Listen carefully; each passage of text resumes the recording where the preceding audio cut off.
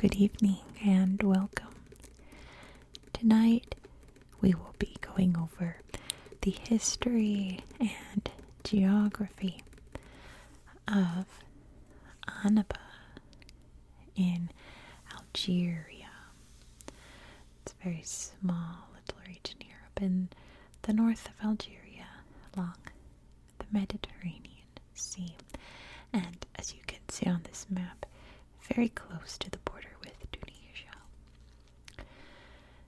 Annaba is fairly hilly, but I feel like there's other cities along the coast here of Algeria that are hillier, but it's still pretty hilly. And that's because we have the Atlas Mountains coming through here, leaving its little trail of peaks in this region here. And since this is a small region, there's not much geography to talk about except for that. So let's dive right into history.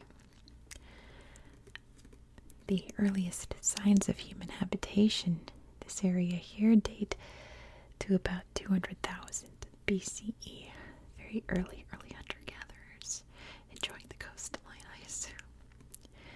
But the first settlers of this area were the Phoenicians in the 12th century BCE. Later it was part of the kingdom of Numidia, which I feel like I only really know about because one of Cleopatra's daughters married the king of Numidia. That's like the first thing I think of when I hear Numidia. It kind of tells you how old we're talking about here.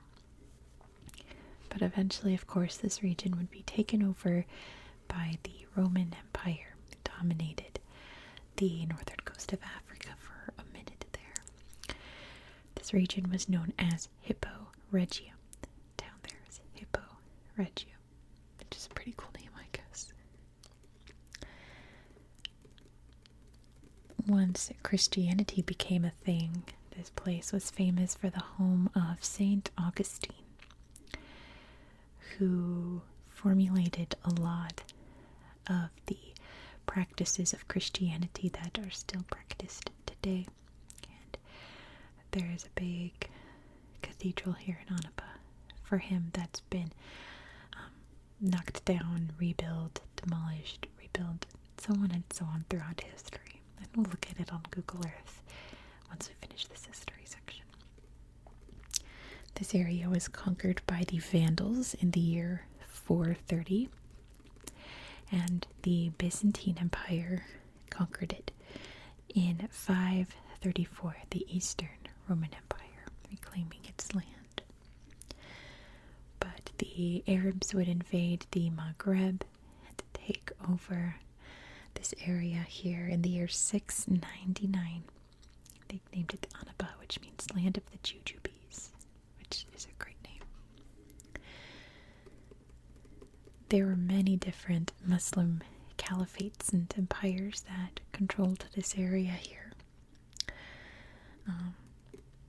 Pisa, actually, because Italy is actually a new thing in history, it was a bunch of city-states. So Pisa, as in Leaning Tower of, conquered the area in 1034. The kingdom of Sicily conquered in 1153. I don't think, you can see Sicily right here. And the Almohads conquered the region in 1160. The Almohads being a Muslim Berber tribe, empire, what have you, that took over the area here and parts of Spain. You can see this is Spain up here. And this time,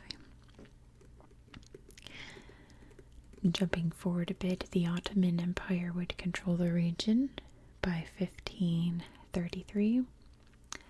Not one of the most important little corners of the Ottoman Empire. The area was controlled by the Barbary pirates for a minute there, like the 1600s, 1700s. They were very, very famous pirates that dominated this area of the Mediterranean coast for quite a while, kidnapping and holding Christians hostage and stealing cargo and being a menace to Europe up there. The French would very famously invade and conquer Algeria in 1830 and controlled this area by 1832. They named the city Bonn, which I don't think is a very exciting name. Not as good as Annaba, right? In my opinion. The French brought modernization to the area, which is still evident today in a lot of the French colonial architecture and the beautiful avenue that I'm going to show you on Google Earth in a minute. They also established a lot of iron ore mining, bringing some economic prosperity to the area here. This region saw a bit of fighting during World War II, since France was invaded by Nazi Germany. The Allies would slowly come across northern Africa here, taking the land and eventually giving it back to France once World War II was over. The very, very famous Algerian Revolution sparked up in 1960, fighting back against the French very violently. And independence was gained in 1962. Actually, I think the revolution started in the 50s, but you know what I mean. And I didn't really find much information after independence. It just seems like a little cozy corner of Algeria by the sea. And that is the history. Not as exciting as some parts of Algeria, but more exciting than some parts of Algeria, I'd say, especially down south in the desert. But very, very interesting, I think. I'm itching to show you these places on Google Earth because they're so pretty. So let me pull out my tablet here.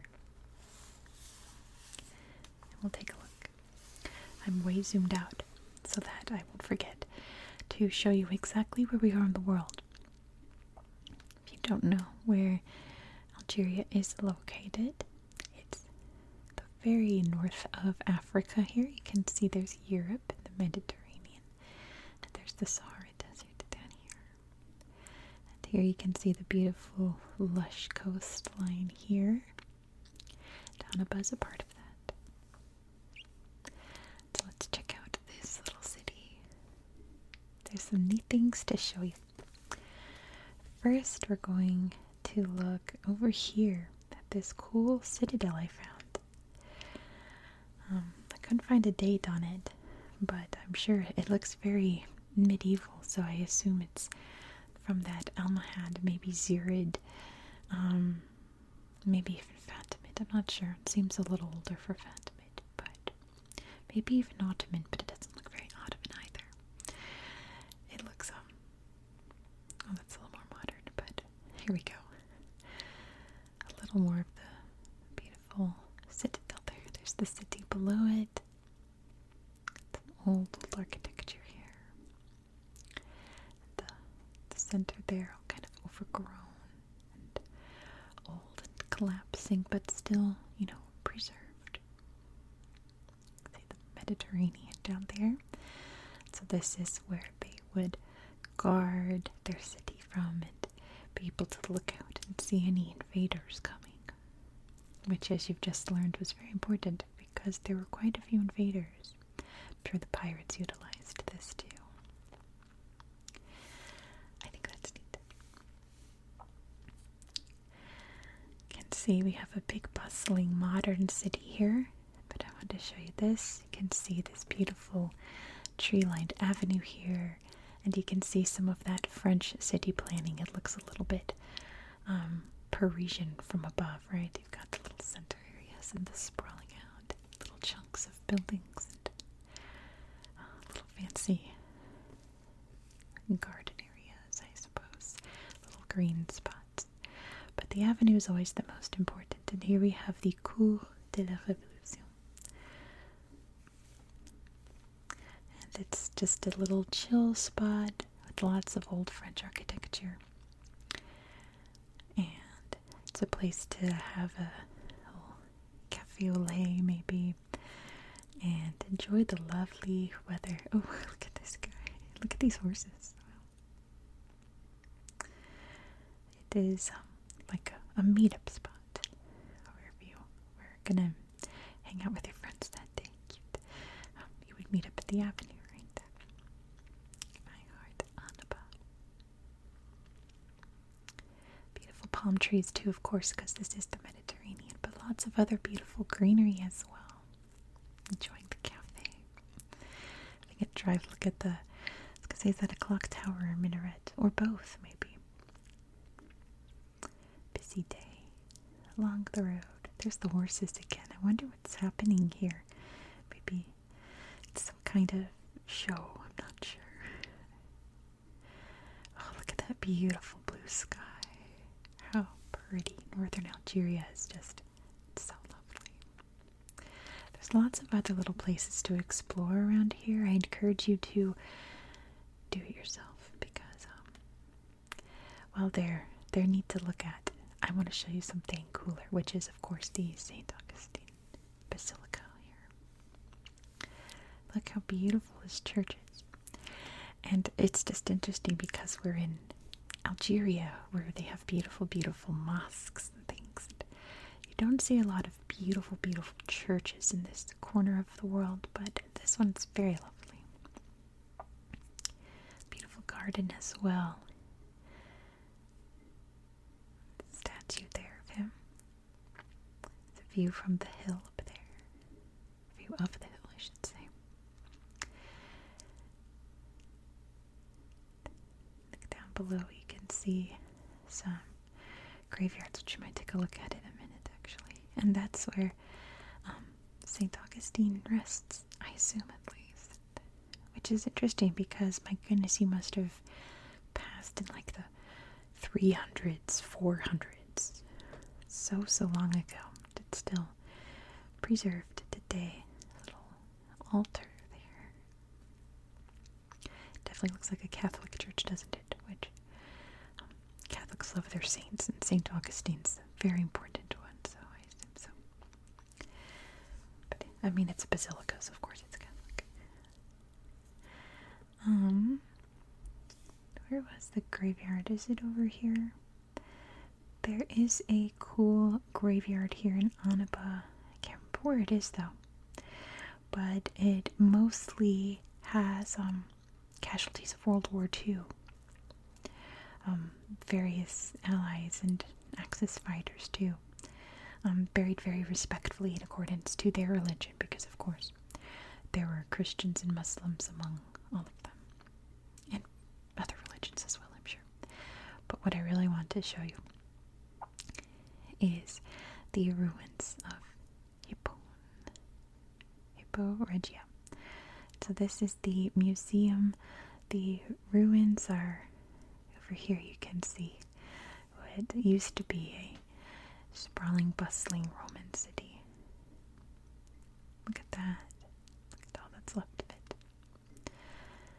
This Mediterranean climate isn't too kind to preserving old sites like this, so it's incredible that it's still so sprawling, that we still have so much. But we can look at the museum over here. Let's see what we've got in here. How cool is that to walk among all of that? And there's the basilica up there. Statues, of course, and of course beautiful mosaics. They loved their mosaics. Look at these. The floors and on the walls, making beautiful art out of tiny little tiles. Big statue there. Some armor there, it looks like. Some hippocampus. Some mermaid horses there in that mosaic. They're on their ships there in the sea. Very beautiful. Very like almost Italian. I was about to say Mediterranean, but it is Mediterranean style of architecture there. Look how intricate that is. It's a big carving, it looks like. There's the armor, an old well, bust, maybe a part of a larger statue that broke off because the heads and arms fall off first when they're damaged. Beautiful mosaic flooring there. And my goodness, that must have been part of a fountain. It's gotta be. It's a little excessive there. Look at that. Surely with all of the, looks like rust there, that was part of a fountain. And some old rocks there, not sure. But those were the things I really wanted to show you. And like I said, there's a lot more to explore. Beautiful gardens, little sites here and there. And of course the coastline. Let's check out the beach while I end this video. Let's see if we can get any beach spots here. Maybe over here. Come on, Google, give me some beach. There's of course, the big marina. That's not exciting to look at. We want to look at the sea.